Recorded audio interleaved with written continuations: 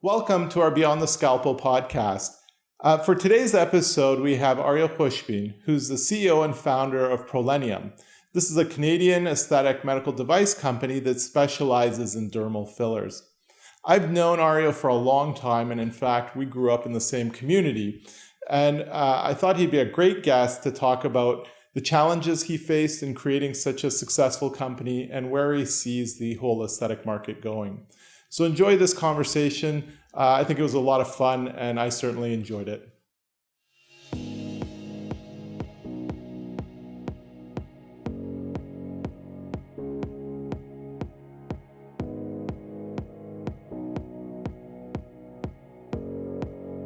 Ario, welcome, and thank you so much for joining us with this very first podcast.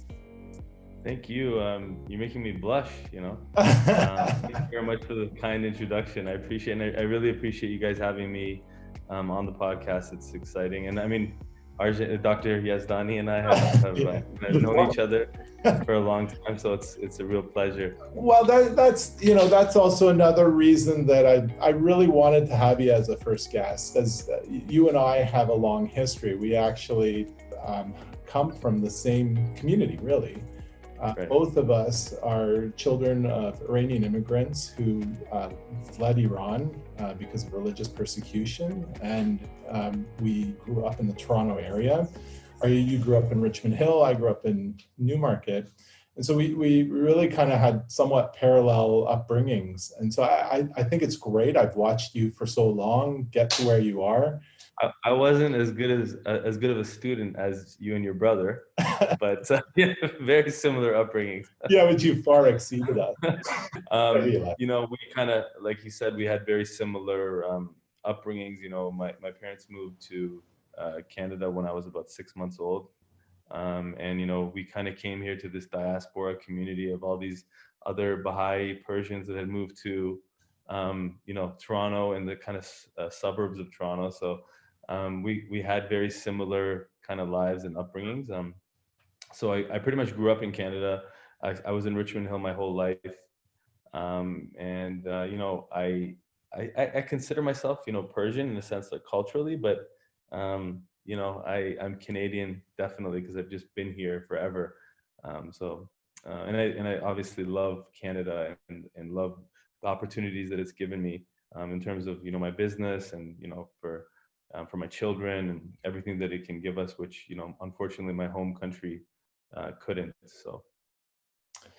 All right, your story is so cool. I mean, I can't really think of someone that's had a similar success story than you have, in the sense that really you came into this industry when you were in your mid-20s. You weren't a provider or practitioner, which is really kind of one entry into this whole world, as people who start off as practitioners and succeed. And it seems like the other common entry is someone who's an executive or someone who's done well in another company and then branches out.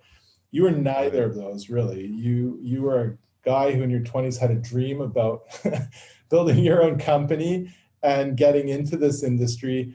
And I love it. I think it's a great story. But in some sense, don't you think it's kind of a story of someone who started out as an outsider and got into the industry against a lot of obstacles? Yeah, 100%. I mean, you hit the nail on the head. And I think, again, going back to the idea that, we're immigrants, not the idea, but the fact that we're immigrants, I think, you have to you don't have the network and you don't know the people that, you can kind of get a job, or you can ask your dad to help you with somebody he knows. I mean, so you really kind of are on your own a little bit more than I think if you've been here for generations. You don't have the roots that people that have lived here for generations have. So, I mean, I mean, I don't want to you make it sound very sexy, but I can tell you that when I was in my early 20s, I wanted to get a job and make a living. And that was my prime motivation, behind doing what I did. And actually, from a very young age, I was around entrepreneurs. I'm sure you were as well. being in an immigrant kind of community, a lot of people end up doing their own businesses. And it always appealed to me because it was something that I saw, and it was something that I figured that I could do because I saw other people around me doing it. And I think that's important for a kid. Like if you grew up in a family of doctors or lawyers, I mean, you see other people in that role, and you can model yourself into that role. So I had a lot of people around me that were in business, and on different levels. I had an uncle that owned a Persian carpet store. I think every Persian has a uncle that owns a carpet store, and I had my dad and my other uncle had convenience stores. So on a very kind of micro level, I was around that type of business, and it appealed to me because it was something I thought that I could do. And when I was 21, I was in my last year of university, and I remember looking for work. I was studying business at York University, at Atkinson College, and I was looking for a job, and I finally got an interview at Royal Bank, and I was so excited because that they were the only callback that I got.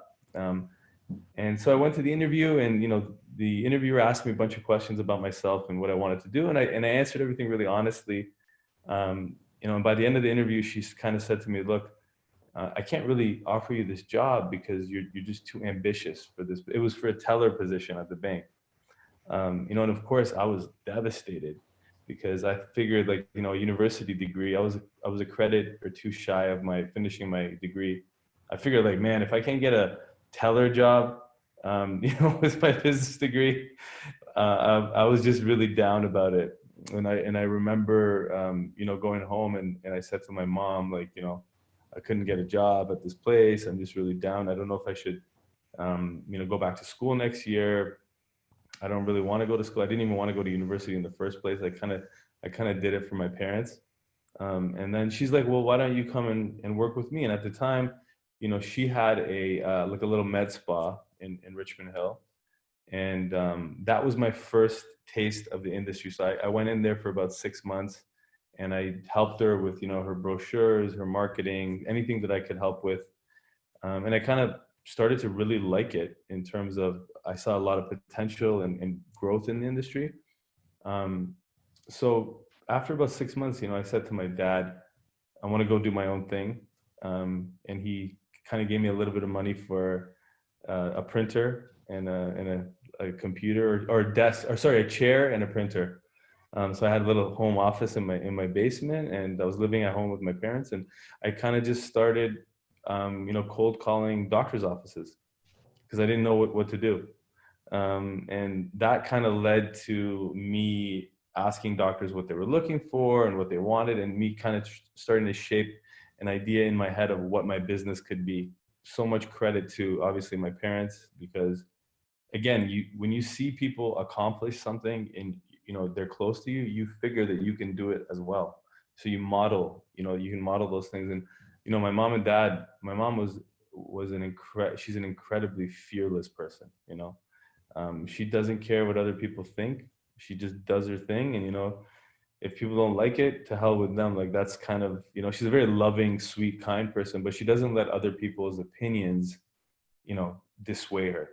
And I think as an That's a great, entrepreneur, but that's a great point about a quality of somebody who's an entrepreneur and succeeds, because there's probably a million reasons why you shouldn't have succeeded, right? right, And right, 100%. a lot of them legitimate, and then, quite frankly, probably a lot of people that didn't want to see you succeed, and so you Yeah. Oh, I got to mean, be able to I overcome that. And I I guess agree. that's a question for you, is, how do you overcome all of that? That's a really interesting, what you just said. I think is a challenge for anybody who wants to do anything, business ideas, anything, even like a scientist, for example, who's trying something new. I think you run into all kinds of criticism, no matter what you want to do. And I always tell people, my friends, that the one of the biggest traits that you can have to help you succeed in business is to be a little bit naive.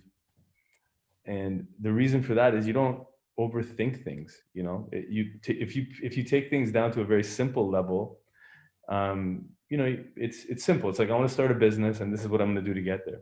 But if you start overthinking things, people can come up with all kinds of reasons as to why you're going to fail.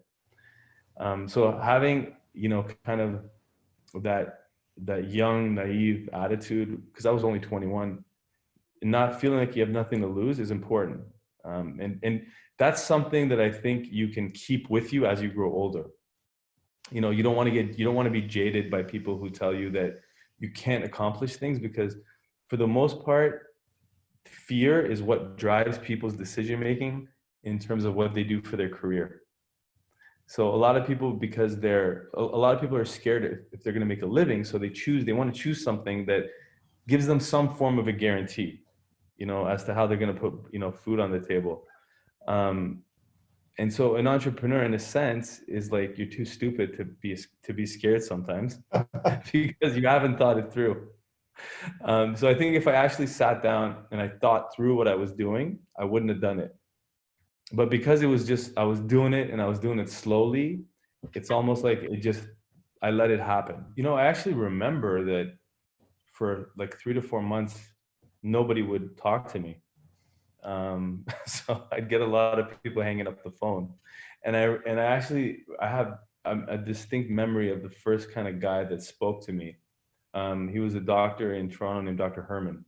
I don't even know what he's doing now. This was like 18, 19 years ago. But he's like, hey, you know, I'm like, what are you looking for? And he's like, well, you know, I'm looking for this kind of a laser. I remember he said to me, and I'm like, I'm gonna get you that laser. Like, I'm gonna find it for you. So, you know, I went out and started looking for it. And actually, I never ended up doing the deal with him, but it led me down a different avenue as, you know, what I was doing. And I decided that I was going to get into lasers for hair removal. And it was because of that conversation, kind of. And then once I went down that road, you know, after 6 months, then I was able to get the rights to this line of lasers that was made in California that was called Laser Scope at the time. And at that point, I was like, okay, now I have a business. Like, I have the distribution for this line, and okay, now I have like a focus, as opposed to a few months ago, I was just kind of calling people, being like, can I sweep your doors, you know, your front step. And so at that point, you know, started working, and my best friend Kasha, you know, he was working in like this really boring GIS job, which is like mapping for, you know, they like draw the lines on digital maps. And, you know, he was losing hair over it. So I told him, why don't you come and, you know, work with me? And he's like, you know, the next day he like quit.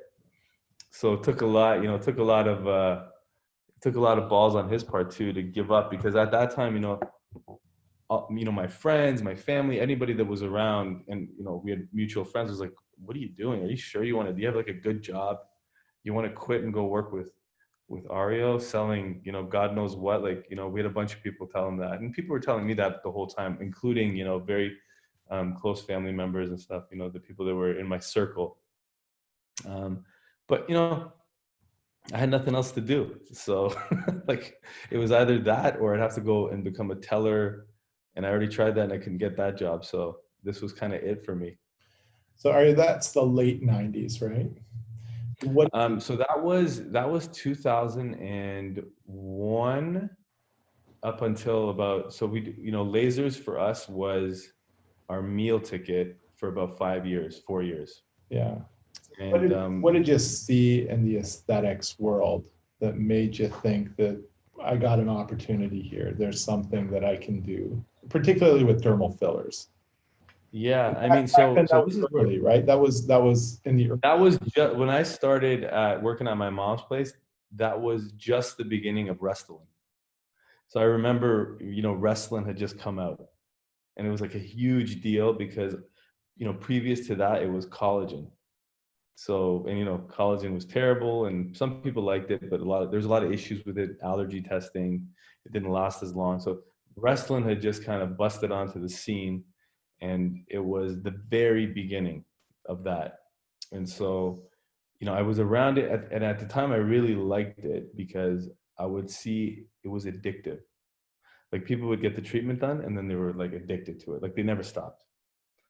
So to me, it was like, you know, gambling or any of the other vices, people tended to keep doing it once they did it, almost like dyeing your hair. I could see that it was, one of those things that once you put it into your kind of every routine, people would continue to do it. So, and at the time I wanted to get into that, but there was only Restylane and not much other stuff. So for 4 or 5 years, we cut our teeth on lasers, and we were just saving our money because we were young and we were worried that, what's next. So we weren't really going crazy spending the money. So we really save it, a lot of the money in the company, hoping to reinvest it.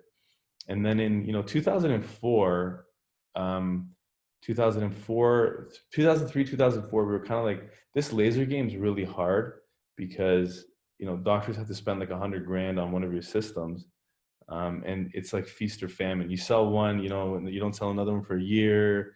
It wasn't an easy business for us. And I always like the consumable business because people have to reorder.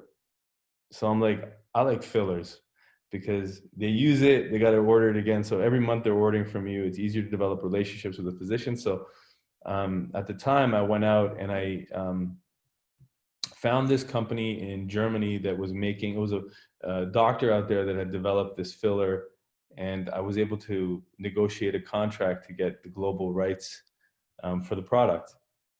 And so that's how our filler business started, really. We registered that in Canada with a file that was like this big back then. Now, if we tried to register it, the most recent filing we did was probably like 6 or 7 binders. But back then, Health Canada didn't know anything about fillers. So, I was just looking on the internet, really. And, I found his website, sent him an email. And then a month later, I flew out to Germany to meet him.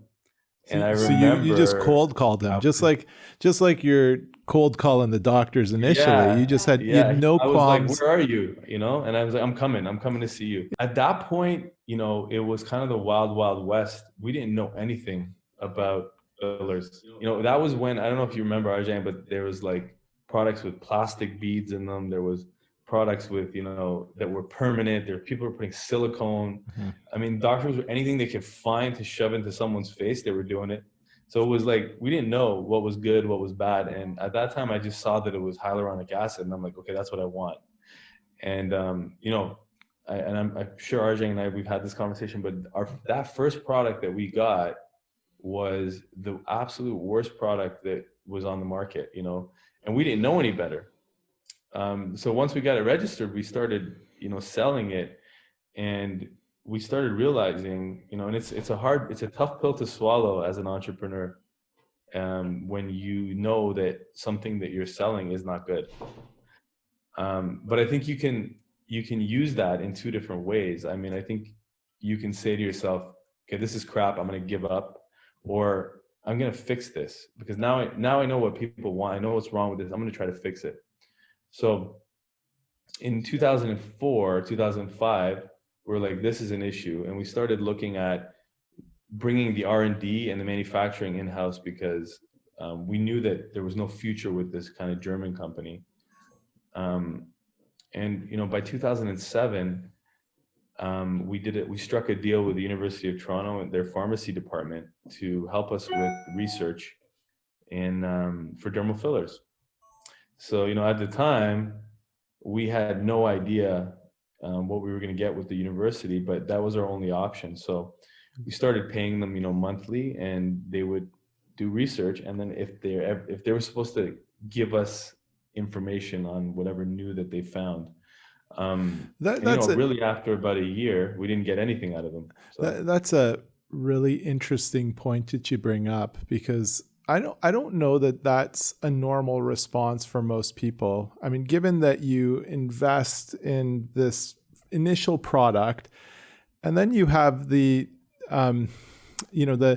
ability to critically analyze yourself and where things are going, and recognize that this isn't necessarily the best thing for you. And I think many people, the natural instinct is, no matter what, to continue down that path and convince yourself that that is the right product and what you're doing is the right way. But Right. you did something that's actually very difficult. You had that ability to be self-critical in what you're doing, and especially with something that you've invested a lot in financially and emotionally, and recognize that you needed to change gears and go a different direction. I think that's actually It was hard. It was really hard. a really hard thing to do. Obviously, you've invested into something, and I remember, my mom's clinic was using it, and she's like, "Look, man, this stuff it's not good," and I'd get so angry.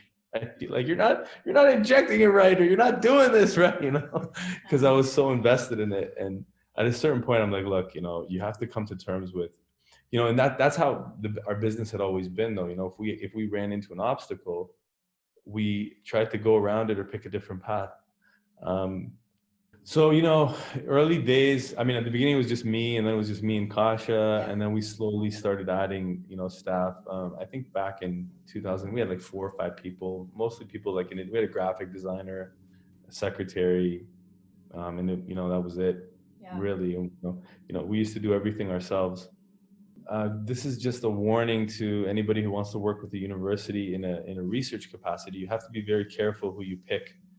I think there's some really good, universities in Canada. Waterloo, it was one of them when I was looking. I remember at the time Waterloo had a great program for R&D. U of T, it was a disaster. Their whole R&D focus is like, they'll do research on what they want, and if somehow along the way they get some crumbs for you, they kind of throw them at you. And then whatever they develop, they keep all the IP. So we realized, like, after a year, we're like, did you guys figure anything out? Like, do you have anything for us? And they weren't giving us any information. So I started calling around because I wanted to get a scientist to go in and kind of audit them, to tell me, because I don't know, I barely made it through high school chemistry. So I wasn't going to go do it. So we found this guy in the US that he was actually like the messiah of our business. I can't give this guy enough accolades. He just resigned from his director position at a very large medical device pharma company where he was specializing in hyaluronic acid. And I just so happened to get his phone number. I gave him a call, and he's like, "Yeah, I can help you, fly me down."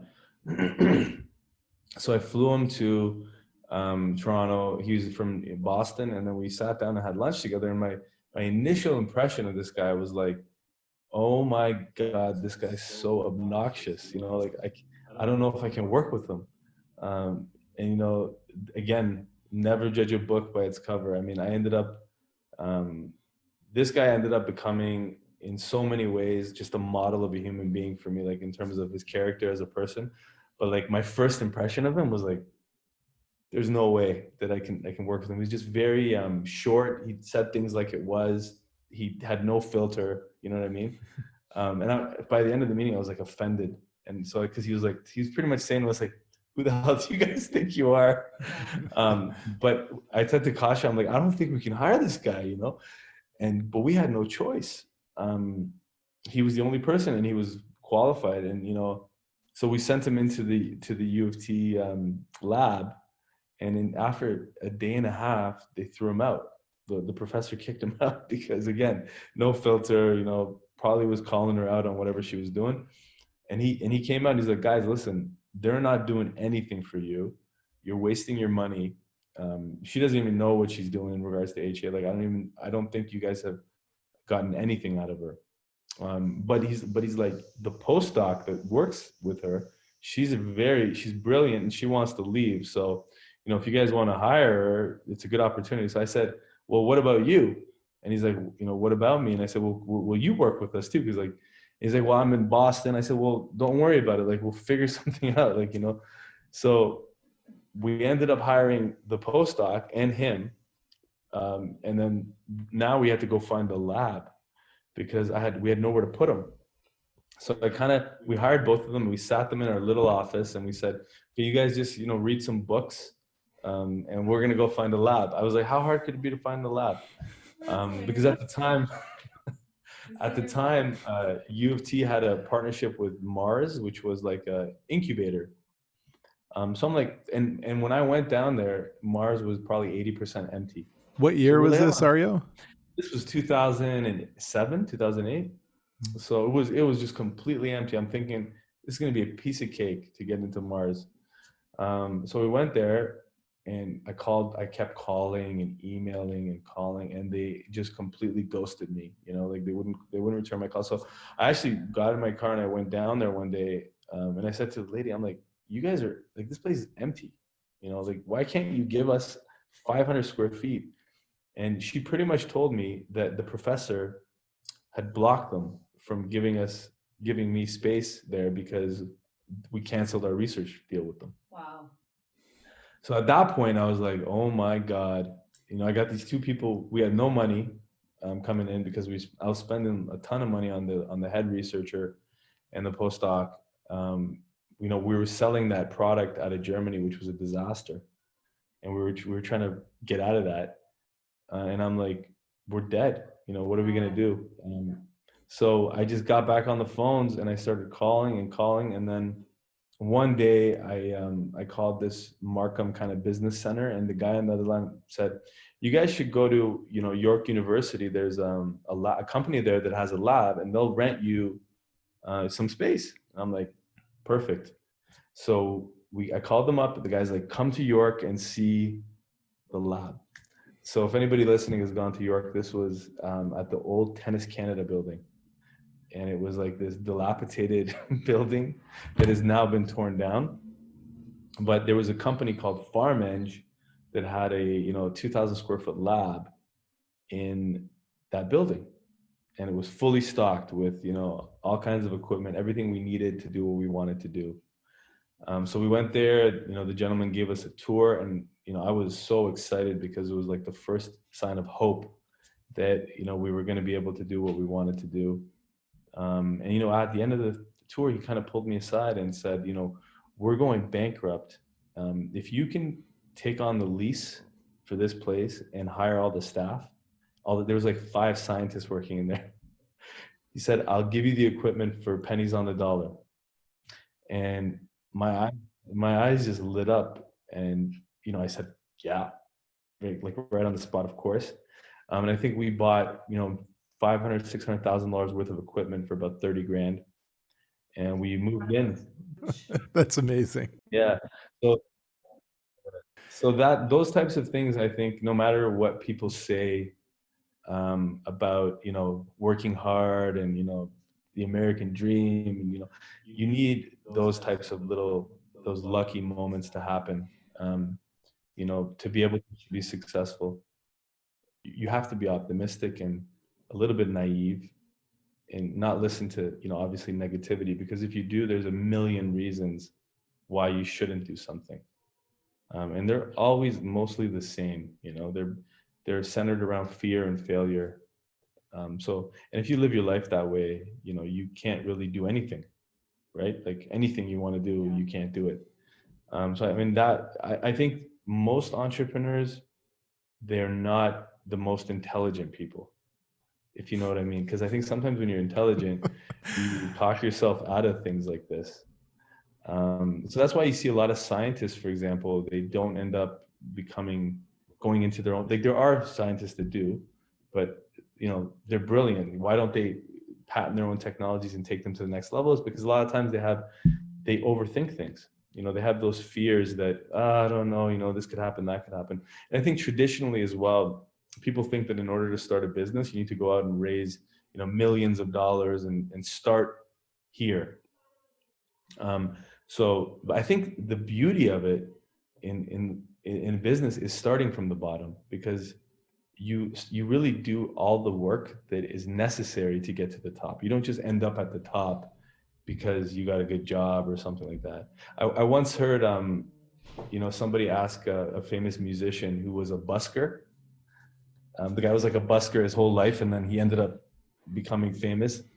He said, you know, what advice would you give, you know, musicians now to kind of skip those steps so they can be further ahead, so they don't have to do all the busking and all those things that you did? Like, what advice can you give them so they can start higher up? And he's like, my advice is don't skip those steps. Yeah. you know, because that's the beauty. The journey is, you know, what's fun about it.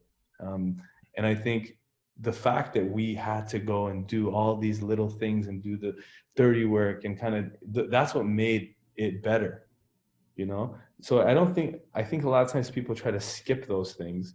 You know, they go out and raise tons of money, and they have an idea, but then they become fixed on that idea because they've raised a ton of money to do it. So they lose a lot of flexibility, and the journey, you know, all those things that you learn along the way. Yeah, and so the other part of this is it must be a big stress for you personally going through this. I mean, we're kind of listening to these lessons that you're learning professionally and some real hard lessons. And how do you separate from kind of your personal life and kind of make sure it doesn't affect you personally? Yeah, like I'm, yeah. So I have three boys. My boys are 5 years old, 12, and 14. So one of the biggest, obviously, biggest stresses I had was when my 12-year-old was about 3 years old. He kind of got really sick, and you know, it was a huge shock to me because he ended up getting diagnosed with, you know, anxiety disorders. He eventually was diagnosed with autism. That for me was like a knockout punch. You know, because at the time I was, I think for a father, it's a very difficult thing when their son, when you think that your son's not going to be able to accomplish the things that you did or be able to do the things that you wanted them to do. It's like a shift in your thinking. So for me, when my son was sick, it was like I almost kind of put my business on hold a little bit, and that's the part of my personality that wants to like achieve things and get results and like solve problems. I focused it on him. So there was like a 3 or 4 year lull in kind of my creativity in the business, I think, because I was like so intensely focused on him when he was kind of going through the worst of it. And how do you get, you know, like researching and how do you work through that? Because that is just such an you know, incredible stress. It's hard. It was hard. Yeah. And how do you not kind of just put all your energy into that? I mean, you got to, at some point you got to decide that you're going to.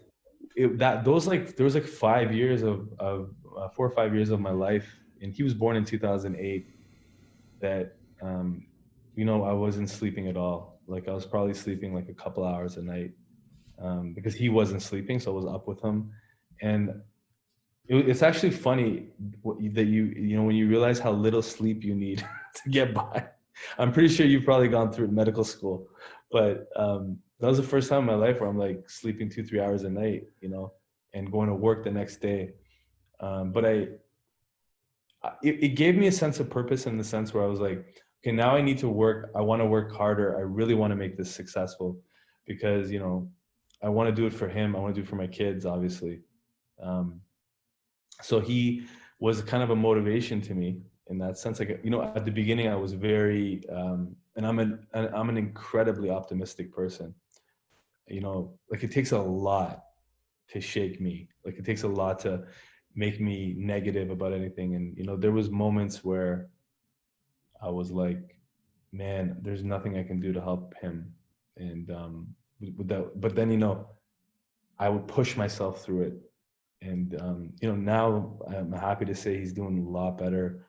You know, obviously he's grown up a lot. He's 12 now. He's doing a lot better. But that was probably the biggest challenge that I went through inside the company, inside my life at the time. And, you know, it brought me, once I got to the other side of it, I feel like I'm better because of it. You know, I think he's made me better in like every way, dealing with those challenges. And then, you know, we've had other, there's been other issues where we've had people inside the company that, you know, were early hires that we hired because they were friends, a family, and stuff. We had like a huge theft that was going on at the very beginning of our business, where over $1 million was kind of stolen from the company. That was a huge challenge. But, you know, again, that was another thing where once it was done, we came out on the other side by developing like an inventory management system and becoming more professional because of it, you know? Yeah. So I feel like all these little things that happen, they've happened to kind of push us and, you know, make us better as people or as a business or whatever. So Yeah. I'm not sure that was the question. I don't know how I Yeah, got I mean, there. Yes. No. it was. Yeah, for sure. Yeah. So Arya, now you're this global brand. I mean, let's fast forward, and you're in so many different countries. I think I read somewhere that you're in 80 countries. I know you do a lot of business overseas. What do you see the difference between the markets that are overseas, like in Asia and India, versus North America? You have a very unique perspective on the aesthetic world. So do you That's a see great differences? question. You know, when we first started, fillers in Canada and the US were very kind of new. But at that point, they'd already been in Europe and other markets for 5 to 10 years, HA fillers in particular. So there was always wider acceptance of these products in European countries, Middle Eastern countries, which is interesting because I always find the countries that are more male dominated, the women tend to spend, this was back in the day, the women tended to spend more on their face. Like Middle Eastern countries, the amount that women spent in like Saudi Arabia and Iran and these places would dwarf, you know, what people were spending here. So when we started, we were selling in those places because the demand was high. So we really didn't start properly selling in Canada until 2010, 2011. That was after we built our factory and we had our own product here. But it took a while to get to this point, you know, but if it wasn't for the international market, we wouldn't have been able to build our facility here.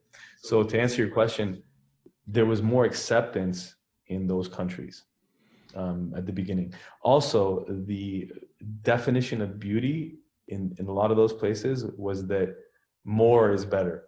So, you know, if you go to some of these places, they want to be plumped up. And so they were using more product, whereas in North America back then, it was, you know, Canadians in particular, very conservative. They wanted subtle. And fillers were kind of only being used in nasolabial fill lines. They weren't really using them for contouring and those things back then. So the market here was limited. But now it's changing. So we've seen, you know, huge growth in Canada and the US where people are starting to do those things that they've been doing in other places. And there's more acceptance. People talk about the treatments. They're on social media, you know, saying what they got done. Whereas when I started, it was a big secret if you got anything done. You wouldn't talk about it. But in a lot of these other countries, when you got something done, everybody knew you got something done because you went big or you didn't do it. But so here, I think people are starting, and I'm sure you're noticing this in your practice. I think people are more aware and they're more open to, you know, admitting they've had things done or being open to talking about it with other people, whereas it wasn't always the case.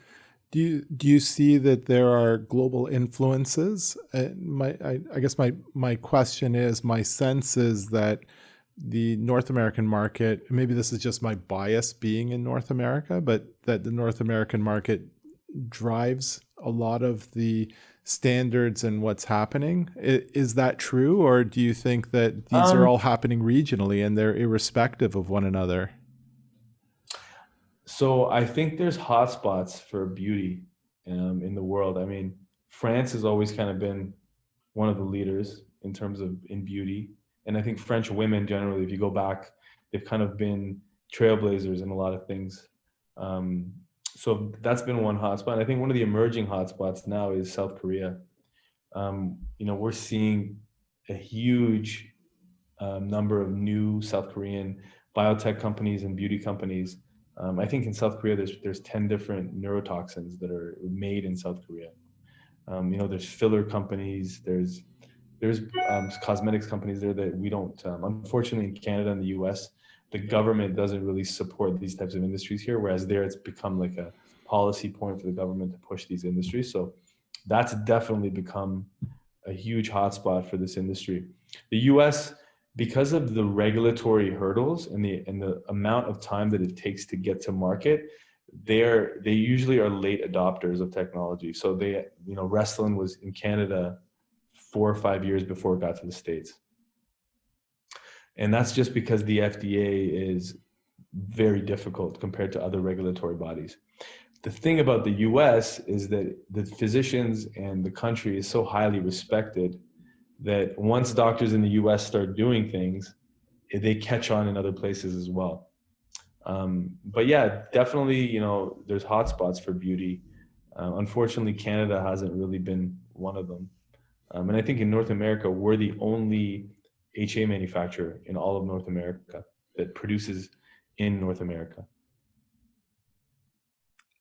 Okay, so tell us, what is the deficiency in the aesthetic world right now? What do you see as being the area that's being neglected, and where are the opportunities? You and I kind of spoke a little bit about some of the stuff we're doing, but you know, when I look at it, I think one area is biostimulation. So not just filling the skin, but what do we put in the skin to help your body produce new collagen and create new tissue, and so that your body's doing some of the work. You know, that's an area that I think is going to become more and more important now that, you know, fillers have kind of reached, I think they're probably at the height of their technological advancement with HA. I don't know how much more you can do with HA. So I think you want to start adding biostimulatory ingredients to it. So things like polylactic acid, polycaprolactone, PDO, things that will stimulate your skin to produce tissue. So there's that. I think the body is a deficiency. There's really no proper body filling product. We have a product now that we've been working on for a few years. I think that's going to be huge in the next 10, 15 years. And then, you know, we talked a little bit about threads. So there's some new types of threads that are made of biostimulatory materials like PDO. I think that's going to become very important. But definitely there's a few areas that it could go in. We're very kind of bullish on the body and on biostimulatory products. So those are two areas that we've been working on a lot. And we're hoping to have some products very soon. Yeah, that's exciting stuff. I'm glad you're telling us. Yeah, I mean, we've been working, I mentioned to you, we've been working on the body product for a few years, and we have a 10 ml body product, but we don't have the approvals for the body yet. So Yeah. it's sold, you know, under a facial indication. But we're hoping that we can do the studies and the work to get that approved. We've already started a lot of that work with a plastic surgeon in Toronto, Dr. Sean Rice, that's been helping us. So yeah. And what's next for you? So you've built this great company. You've got some great advancements and developments. What's next?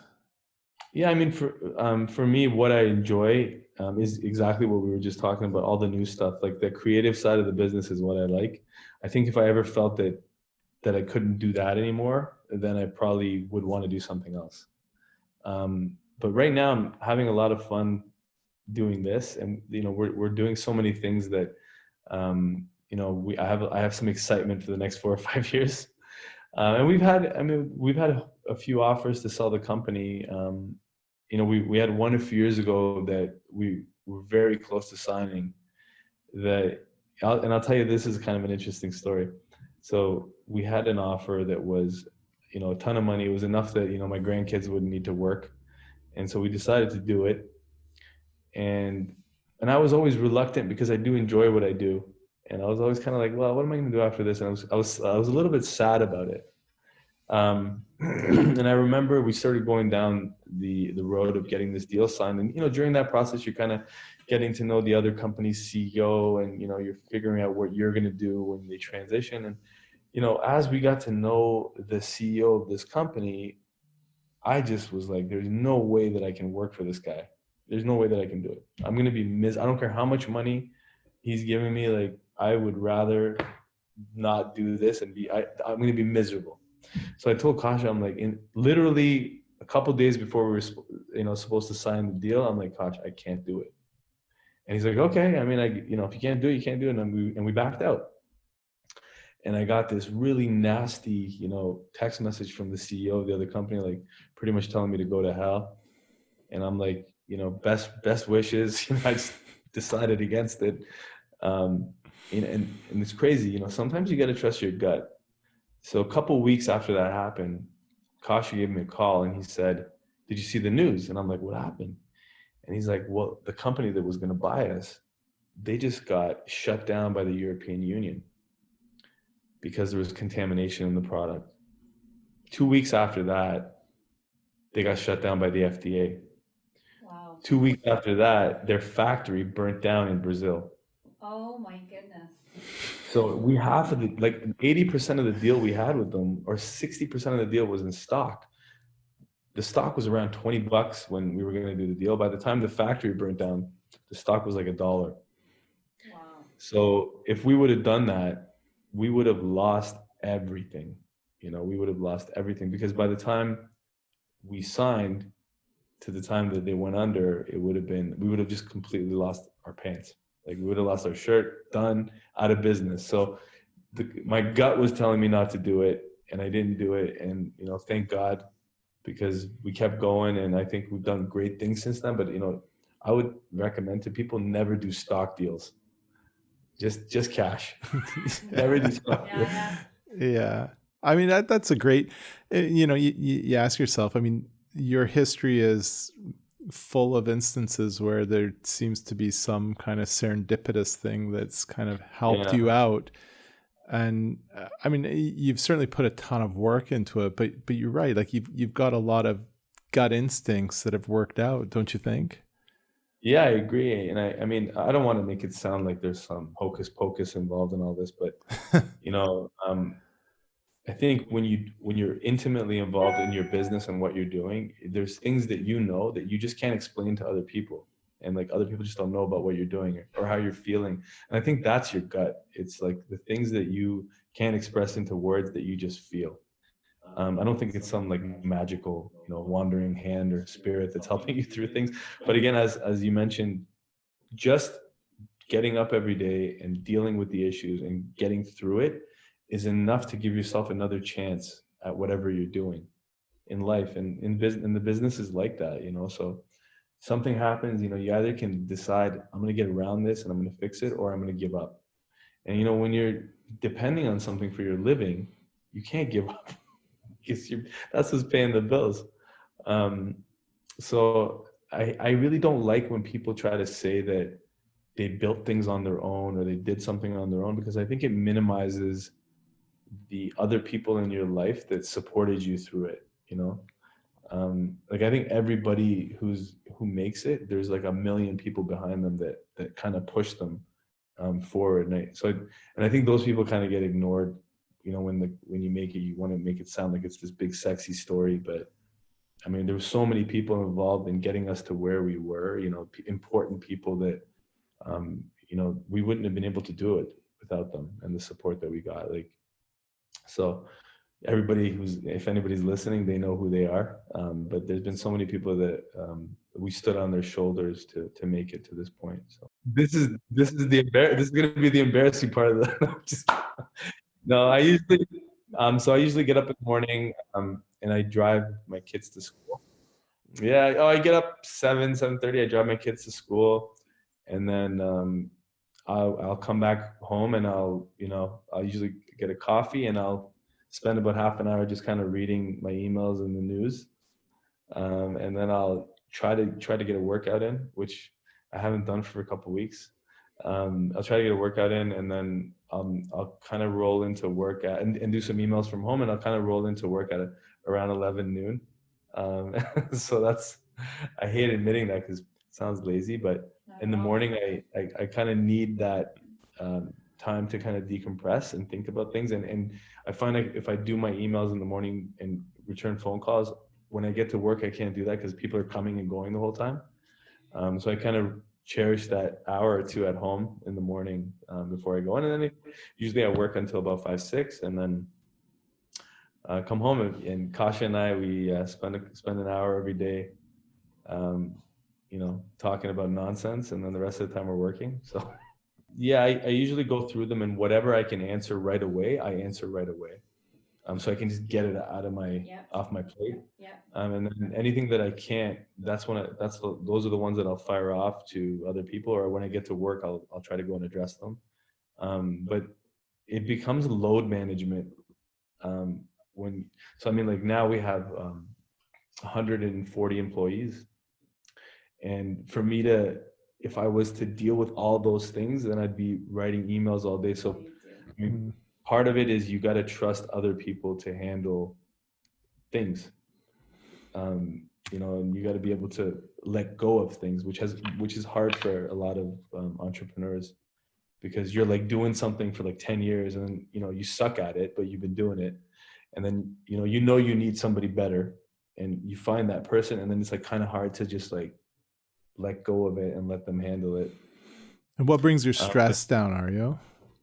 Sorry? What is it that brings your stress down? You're such a calm guy. I mean, I'm just amazed at how you deal with these things, and which is such a level head. I'll tell you that the most stressful thing that I've ever been through in my business was the COVID shutdown. That for me was kind of like it was a devastating thing, because I'd never been through it and I didn't know what to expect. Like all of a sudden we were working, and then the next day they're like, everything shut down, go home. And all the clinics shut down. I mean, I'm sure you guys were shut down. There was no sales coming in. We had to close down our clean room and our manufacturing. It was just, I was scared. That was the one time in my business that I was like, oh my God. We have all these people on payroll, 60 sales reps that were paying, all these people that were paying. I knew that we could do that for a few months before we were like bankrupt, but you don't know how long it's going to last. And I've been through economic slowdowns before, like recessions, but this one was one of those things where, I didn't know what to expect. It was completely out of left field. So that was the most stressed I've ever been. Yeah. And in your life, what do you do to get past that stress though? Yeah. I mean, I think again, I'm a very optimistic person. I know that eventually, I always have this feeling that eventually the ship will be righted. And I think if you focus on the big picture, that can happen. But if you start getting into the weeds a lot, and that's when you start to get stressed out. So I've always been the type of person, I don't like getting in the weeds. So I kind of let people get in the weeds, but I don't want to get in the weeds. So, but I think if you look as an individual, if you think big picture, like, okay, like this can't last forever, so let's just get through it. But generally, I've been through far worse things in my life that, even my business closing down is not going to kill me. So that's kind of the way that I look at it. I'll survive, hopefully. I would say that we're not non-traditional type of company. We're very flat. It's kind of like a family atmosphere. A lot of the people that have been working there have been there for over 10 years. We treat people like individuals and not just a number, because a lot of these people helped us, get to where we are. So I would say working at Prollenium is, there's work to do, but we let people have a lot of autonomy and handle their own business, as opposed to micromanaging and doing that. And it's a very flat organization. Like I talk to everybody that works there, all the way down to, the lowest paying job to the highest paying job. Like I've done them all, and so I have respect for what they do and what they bring to the company. So we're able to have relationships. There's no like class structure inside our company at all. Nice. Yeah. What cause, Ario? What's your personal cause that that hits you near and dear? I'm sorry? What's the personal cause that hits you near and dear to your heart? I mean, so, you and I, we both grew up as Baha'is. I mean, one of them obviously is religious persecution, racism, intolerance. Those are things that, I grew up with. And they were they're always in my life. So naturally, I have an opinion about them and I have feelings about them. that's one thing that kind of, I have a lot of opinions for. Mhm. And so in the way that, we run our company, we've always had an incredibly multicultural staff that, represents different countries, different religions. And, tolerance has always been like something that has been very important in our workplace. So. Yeah, I mean that's such an interesting kind of point that you make, and being a minority growing in the GTA, I remember growing up and how, and I'm sure you're very much like this, but I'm sure you were very much had the same experience, but growing up, we were so self-conscious of our names and about our differences, and Right. no one wanted to be like us. And the past number of years, it actually seems like things really have changed, and the aesthetic sense of the general, I wouldn't even say the aesthetic world, but people's general standards of aesthetics have Absolutely. really expanded. And now people do Yeah. tend to recognize beauty in different ethnicities in a way that was so different than when we grew up and our experience growing up. Wouldn't you say that? Absolutely.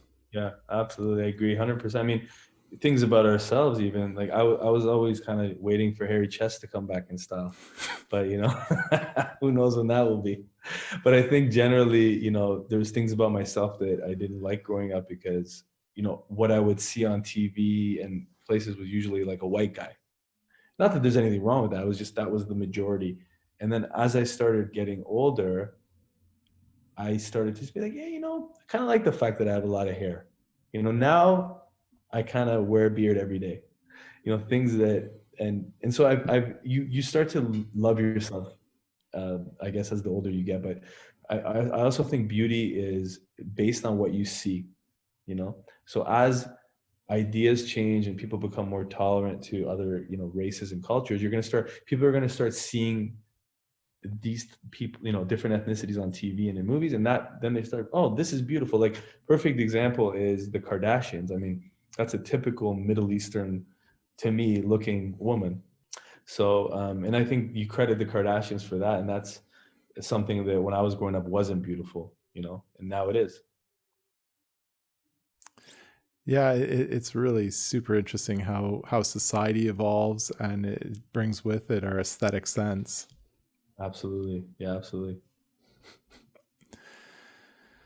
Well, I'd like to really thank you for joining us, Ario. This has been terrific. Thank you guys. I had a great time. Yeah, Sorry I talk so much. well, no, I mean, I learned a ton talking to you. I mean, I've known you for ages, and I don't think I really appreciated a lot of the things that you went through. And so this has been a fantastic time for us to chat with you, and Thanks so thanks much for having joining me. It was us. a lot of fun. All right. Now I have to have a Prollenium podcast and have you on it. So. Anytime. Anytime. Thank you so much, guys. I really appreciate it. All right, Ario. Take care and good luck. Have a wonderful day. All right, you take care. Bye.